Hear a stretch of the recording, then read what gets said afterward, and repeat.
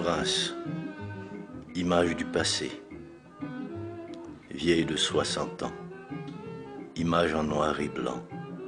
Mais ce n'est pas pour vous habituer à un travail de deuil. Ces images veulent surtout montrer le changement et la permanence.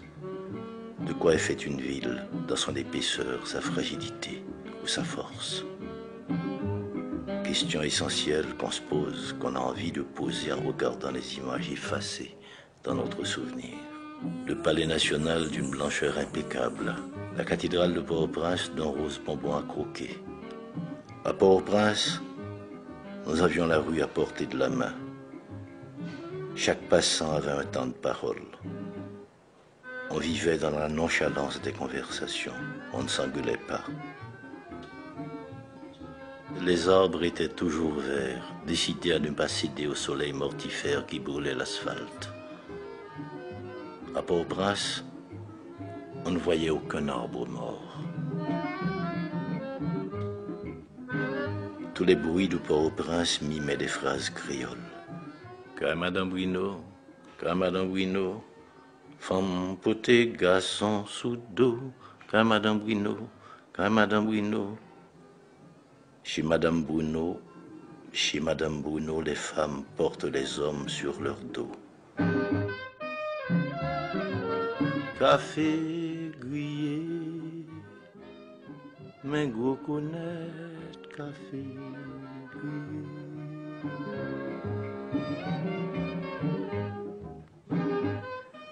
Sous les vérandas, les adultes jouaient aux cartes ou aux dominos. Ils donnaient des audiences, c'est-à-dire le petit récit vraisemblable construit à partir de la vie ordinaire.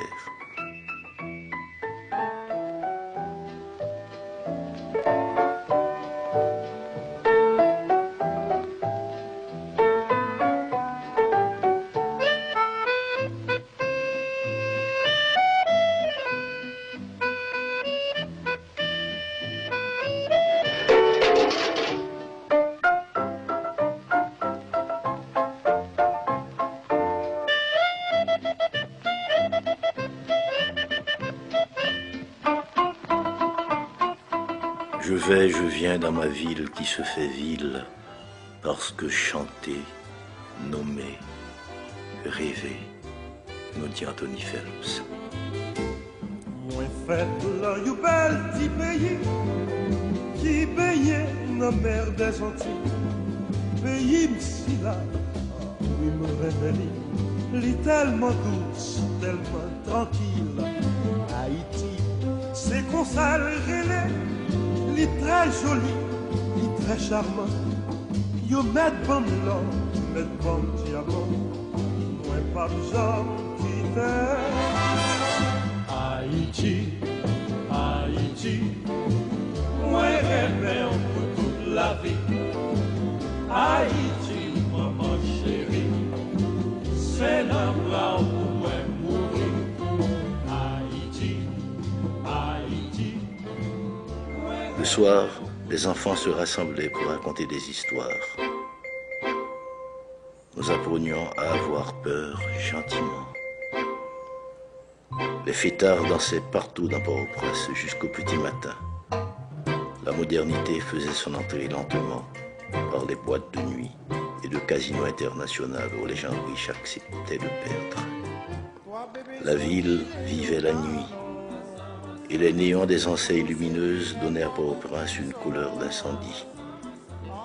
La ville avait ses poètes, Oussan Camille, René Bélance, Jean Brière.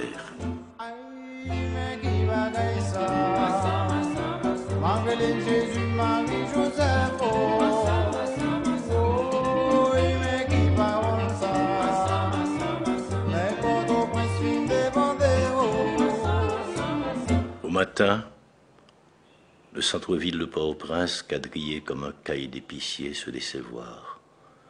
Et de lourdes voitures américaines traversaient les rues comme des fantômes surpris par le jour qui se lève. Des années 40 jusqu'au début des années 50, Port-au-Prince a été le lieu d'un bouillonnement social, politique et culturel. 1944, arrivé en Haïti d'Aimé Césaire, poète martiniquais, membre fondateur du mouvement La Négritude. Le 24 septembre 1945, l'Institut français d'Haïti, fondé et créé par le docteur Pierre Mabille, allait marquer un tournant dans la vie culturelle et artistique de Port-au-Prince.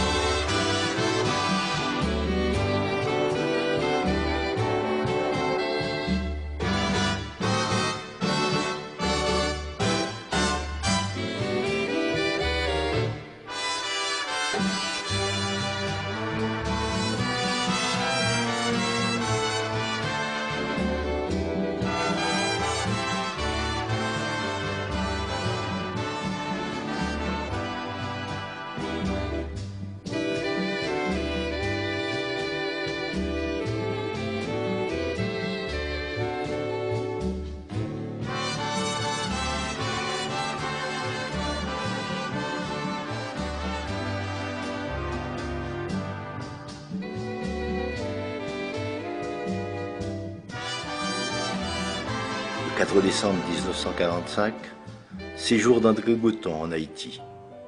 Poète, théoricien, ami de Pierre Mabille et chef de file du mouvement surréaliste, il est accompagné du peintre cubain Wilfredo Lam.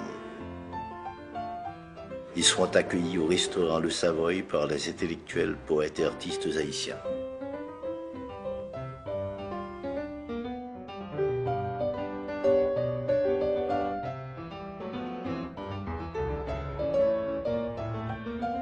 André Breton, dans son discours au Savoy, nous dit ceci.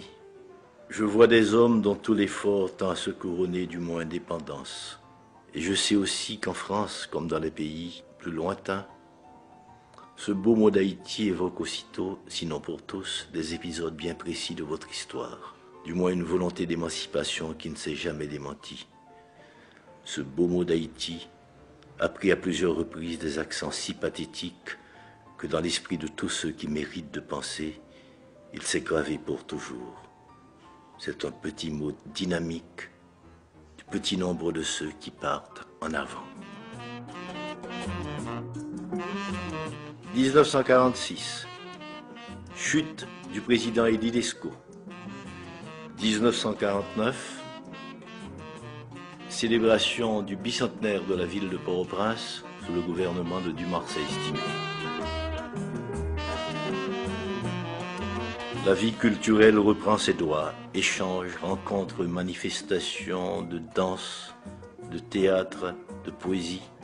L'Institut français quitte ses anciens locaux de l'avenue Charles Sommer pour se reloger au pavillon de France, construit à l'occasion de la grande exposition internationale de 1949, où il poursuivra ses activités jusqu'en 1999.